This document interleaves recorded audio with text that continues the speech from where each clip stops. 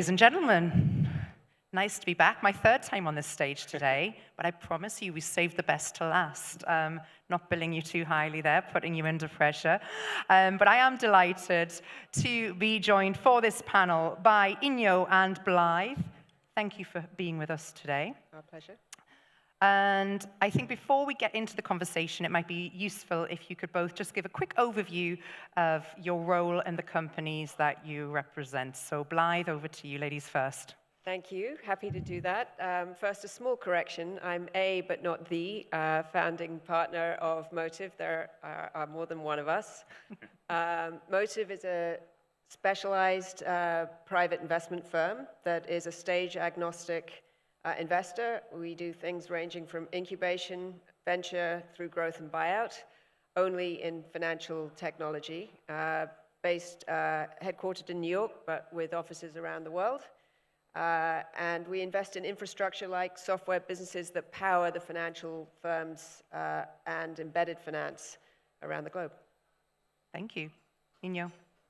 Yes, and I'm Inyo van Weesberg. I'm one of the two managing partners, so I too am not I'm an A and not the. We're downgrading ourselves rapidly here. And the benefit of Blythe having gone first is that we really do a lot of the same things, albeit that I think one of the differences is that we invest slightly later, late stage venture, early stage growth, all the way into private equity and private credit.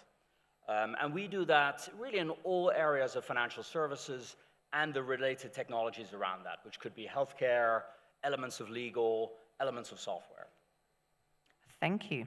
Okay, since you have the stage, you can get the first question, which you can both probably input into.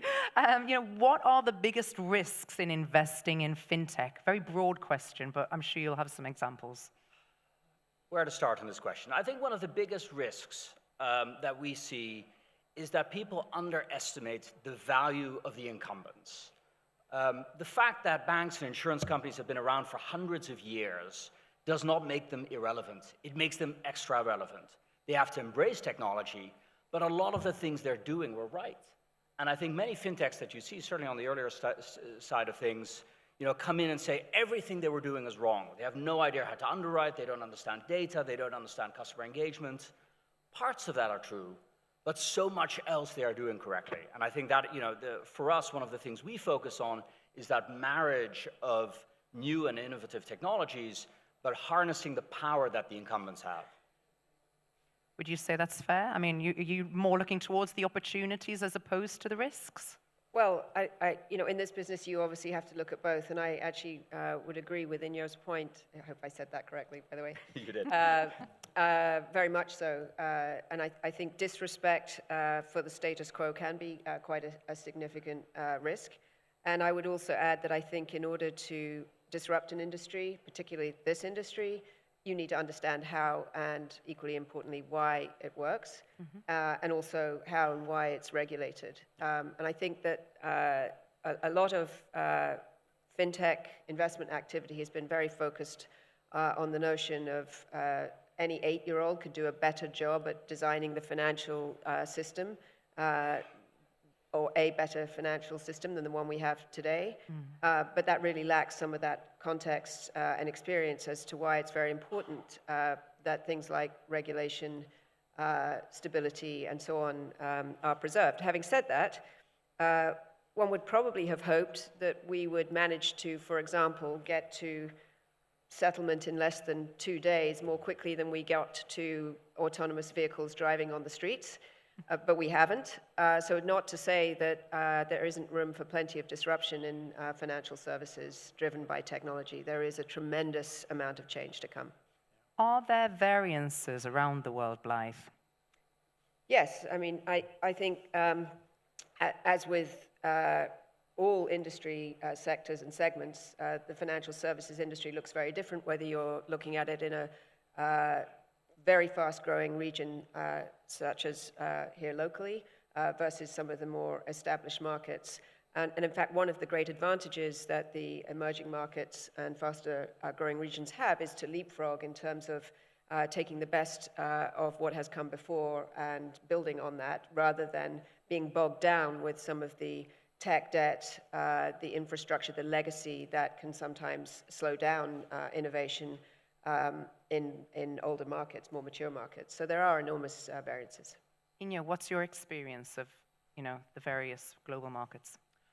I think what we have found that is very interesting is that financial services and technology is probably really one of the rare areas in the world where the US is not always ahead.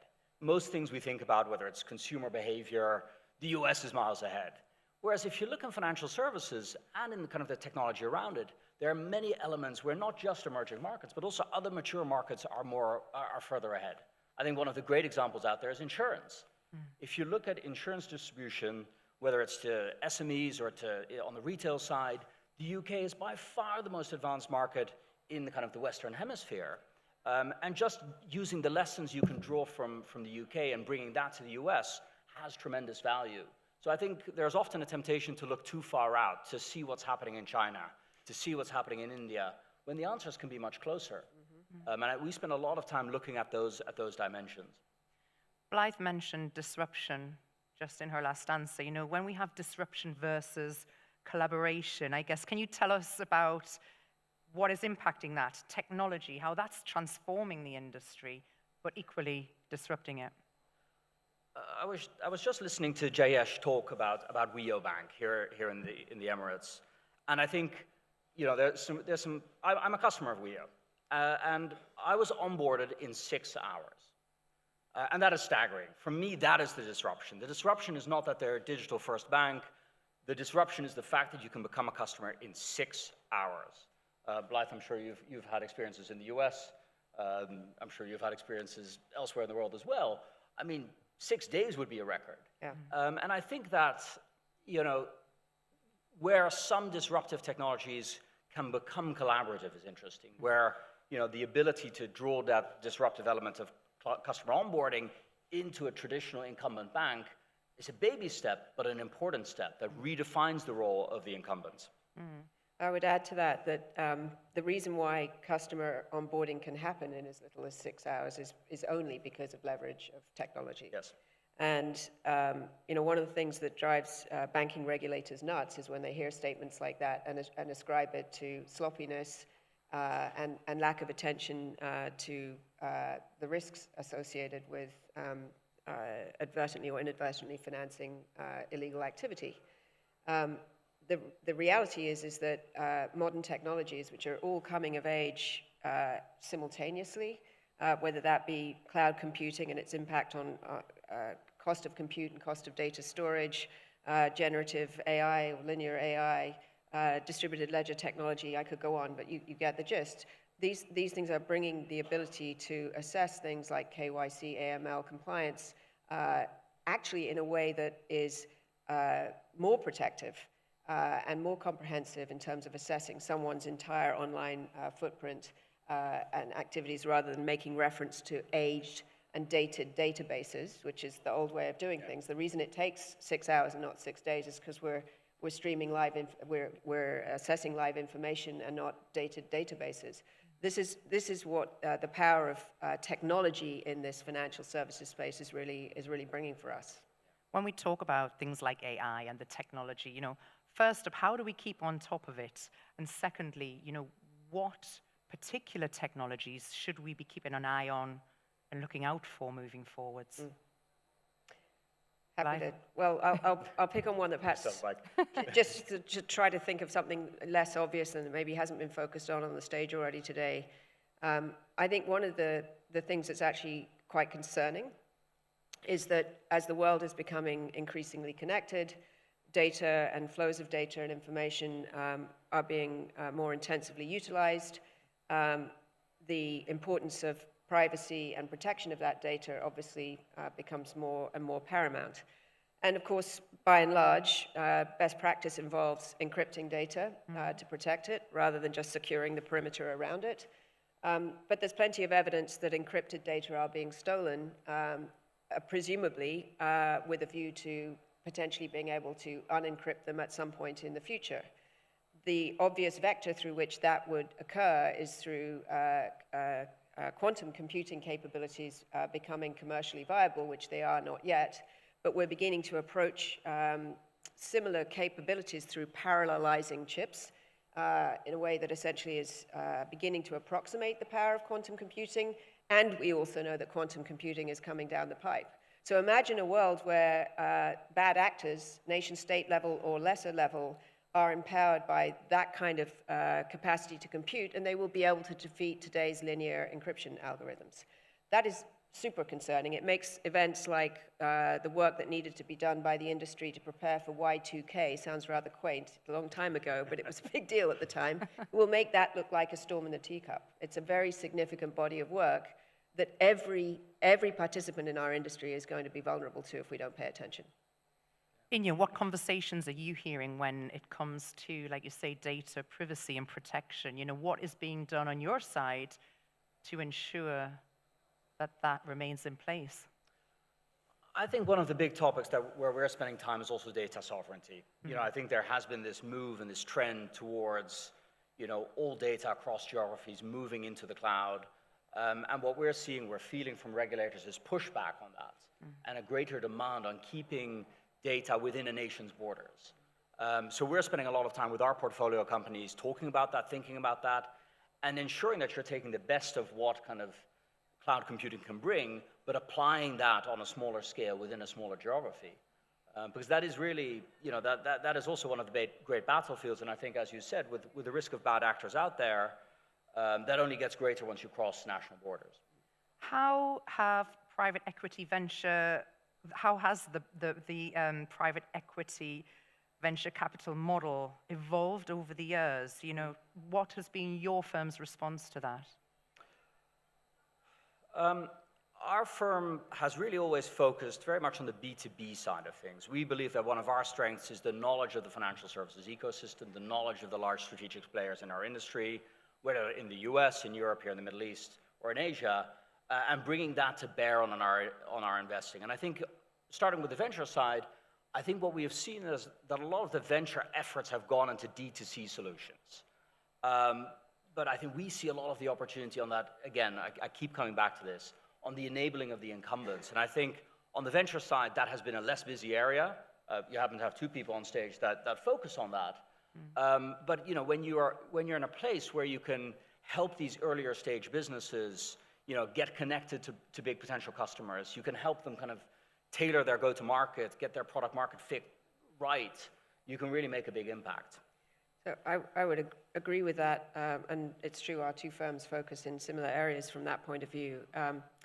Coming back to the business model of private investing in equity, I would say that the traditional private equity model has been to buy as cheap as possible, to deploy the maximum sustainable and sometimes not so sustainable amount of leverage at what was, until relatively recently, ever-decreasing cost, cut costs to greatness, and flip the resulting improved EBITDA margined business for a couple of turns or more of multiple expansion into the wide open arms of the public capital markets, with sometimes debatable subsequent performance. But overall, that model has delivered outsized returns for the capital being deployed. If you think about those ingredients, basically, all four have become more challenged in the current market environment. So obviously, leverage at low cost is a thing of history. Buying cheap is somewhat easier than it was, although many of the things that are cheap for a reason. Plus, there's plenty of dry capital, dry powder that is pursuing those, so not always so easy. Many of the cutting cost to greatness opportunities have been exploited, and you have an environment of radical digital transformation where you actually have to spend to outperform. And so it's in that context that our firm has evolved its operating model, which is one, first of all, where we specialize. So we bring deep context and conviction based on knowing our space from the inside out, and with respect to the incumbency, as has already been said. And then we deploy a much more intensive than customary business model where we bring not only in-house investors who understand how to do financial engineering, but in-house operators who've run these businesses for years, in some cases from startup through to multi-deca-billion-dollar public companies, and add to that in-house technology resources who can help drive that technology-driven transformation that I've been talking about. And that model, which we refer to as investor, operator, innovator, IOI, plus specialization, is how we create our investment edge in the context of a more difficult environment for investing. I think maybe there's one ingredient that you touched upon as well, which for us is one of our big focuses, which is the exit. Ultimately, in private markets investing, you're only as good as your exit, and you mentioned it just now, the IPO markets are not as favorable as they were once upon a time. And for us, part of our DNA has always been, what are we building during our hold period? Ultimately, what is the business we sell when the time comes to exit? And if you're very focused on that, because you think about, well, if I want to sell to a strategic buyer at the end of my hold period, what are the attributes that business has to have? And during the hold period, everything we do is built towards enhancing that and achieving that. So that when the time comes to sell, you have a business that has a unique capability or end market that becomes a need to have for a strategic acquirer. And maybe private equity outbids, maybe the public markets are more favorable. But if you have the baseline of knowing that a strategic acquirer is there to buy it, you sleep a lot better at night. I'll give an example, actually, to illustrate that point, because I couldn't agree more with that point. We found a young company a few years ago based in Ireland, unusual in and of its own right, not a den of furious fintech activity at the time, that was operating a software business for share plan administration. By the way, the small company from Ireland did a good enough job to win a role in the post-IPO business of Saudi Aramco, so not a small achievement. But if you thought about that business in the context of it being a share plan administration business, there's only so excited you could get about it. We repositioned that as being a business that was dealing in managing future wealth creation, current and future wealth creation, amongst the employees and stakeholders, founders of businesses that had compensated themselves in equity rather than just salaries over the years. And at this moment of becoming public or later stage capital liquidity events, here is an array of individuals with newly found wealth, which to manage is a great opportunity. Reposition that as a sale to a business, a gigantic business, actually my alma mater, JP Morgan, who of course run one of, if not the biggest wealth platform in the world, who we rewarded us with a 9.7 times multiple on that invested money, but who proceeded to double the size of the business in a year after owning it because of bringing all of the connectivity of a JP Morgan wealth network behind it. So this is exactly what Inyo's referring to. Very quickly, because we are running out of time, but I just wanted to ask both of you what you think is going to be the biggest transformation we are going to see in the next 2 to 3 years. You have to go first. The next 2 to 3 years, that's a tough one. I mean, I think probably AI, generative AI has been mentioned 100,000 times today in various panels, so I'm not sure that is the answer. But I think in the next 2 to 3 years, it is going to be a big piece. I don't think per se on the front end. Yeah. I think that one of the things people underestimate is that by and large, financial services products are still sold rather than bought. Mm-hmm. So people enjoy speaking to a human for these things. Yeah. So having chatbots everywhere, I'm not sure that solves it. But in the mid-office, which I think both of us are pretty passionate about, that's where there's so much that can be done with AI. And I think in the next 2 to 3 years, that may be the space where there's the biggest transformation. Blythe, anything to add? Yeah, I'm really sorry to refer to generative AI, but and to keep keep agreeing with you. But I would agree with the middle office and processing opportunities there. But I actually think let's take the wealth and asset management technology space, a terribly expensive and messy place to operate, where product manufacturers and advisors are wasting their time on all sorts of things that are not value added. The ability to ultra-personalize services and recommendations and portfolios in that space and lower the cost of high-touch coverage of the end investor or the advisor of the end investor will be a huge driver of change in the asset and wealth management technology space. And so the ability to personalize and then get the wholesalers and the institutions out of the process of wasting time on the support for that in the middle office and back office process. A lot of that will also involve outsourcing and leveraging of technology platforms that are scaled rather than having them managed each actor by actor. is an enormous opportunity. Ladies and gentlemen, please put your hands together for a fabulous panel. Thank you. Thank you.